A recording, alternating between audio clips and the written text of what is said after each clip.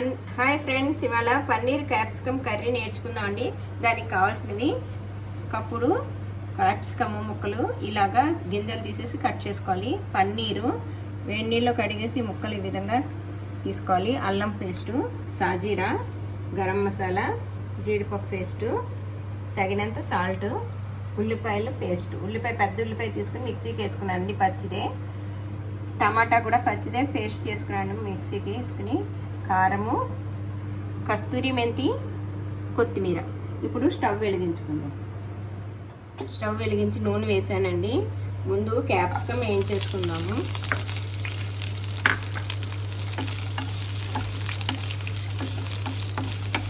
కొంచెం మగ్గితే త్వరగా ఉడుకుతుందండి. కొంచెం అదే మరి పచ్చిగా వేయకుండా కొంచెం ఒక 5 నిమిషాలు వేయించుకుందాం. చూసారండి, కొంచెం వేగింది. పచ్చివాసన పోవడానికి కోసమని ఇది వేగాక తీసేసుకోవాలి.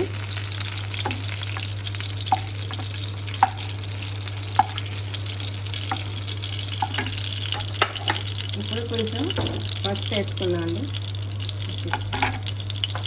దీంట్లోనే సాజీరా వేద్దాము. ఒక కొంచెం ఇలా పెట్టుకుందాం.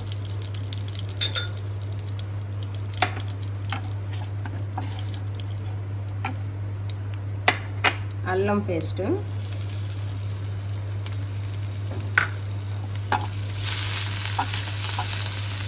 వేసుకునే వాళ్ళు వెల్లిపాయ వేసుకోవచ్చండి. నేను అల్లం ఒకటి వేసాను. ఇవన్నీ పచ్చి ఉల్లిపాయ కదా, ఇది బాగా వేగాలి. పచ్చివాసన పోయేదాకా మనం కొంచెం మిడిల్లోనే పెట్టుకొని వేయించుకుంటే బ్రౌన్ బాగా త్వరగా వేగిపోతుంది. కొంతమంది వేయించుకొని మిక్సీ కూడా చేసుకుంటారు, అలా కూడా చేసుకోవచ్చు మీ ఇష్టం. నేను వేయిస్తాను కాబట్టి పచ్చిదే మిక్సీకి వేసేసాను.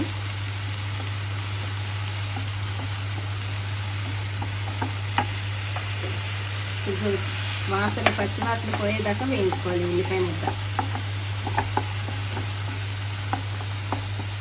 వేగాక వాసన వస్తుందండి. ఇప్పుడు టమాటా ప్యూరీ వేసుకుందాము.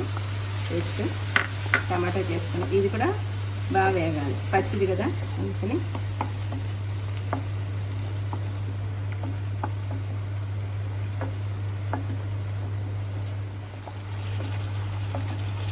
చూసారా, ప్యూరీ దగ్గరికి పడుతుంది. బాగా ఇలా కలుపుకుంటూ టమాటా ఉల్లిపాయల పేస్ట్ దగ్గరికి పడేదాకా కలుపుకొని అప్పుడు క్యాప్సికమ్ వేసుకోవాలి. నీరంతా ఇనికిపోతుంది. ఇందాక బాగా పలచగా ఉంది కదా.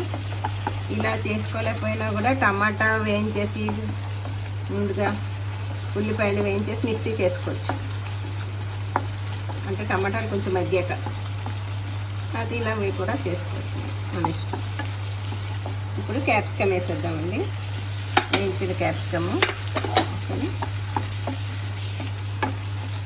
బాగా కలుపుకున్నాము. ఇప్పుడు సాల్ట్ వేసుకున్నాము.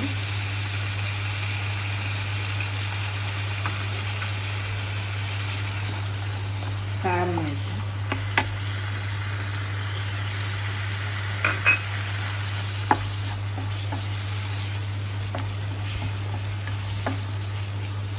ఇప్పుడు కొంచెం మూత పెట్టుకున్నాం. క్యాప్సికమ్ ఇది మగ్గాక అప్పుడు పన్నీర్ వేసుకున్నాం.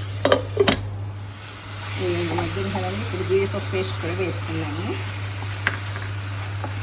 ఇలా కలిపేసుకుని ఈ పన్నీర్ కూడా వేసేస్తాం. పన్నీర్ ముక్కలు కూడా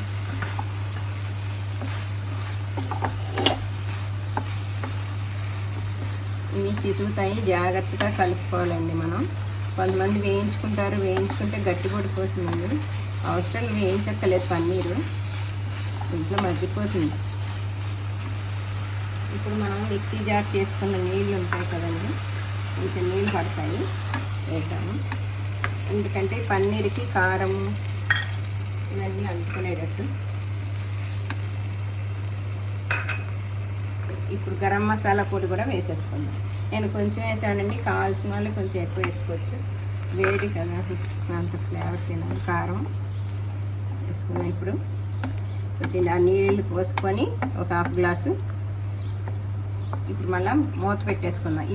ఇవన్నీ ఈ కారము అనేది గరం మసాలా అన్నీ జీడిపప్పు పేస్టు అన్నీ పన్నీర్ కలుపుతుంది. ఇప్పుడు మూత పెట్టుకుంటాం 5 నిమిషాలు. ఇవన్నీ మూత తీసుకుందాము, చూద్దాం. ఇది చూసారా దగ్గర పడుతుంది. ఇంత గ్రేవీ ఈ మాత్రం ఉండాలండి.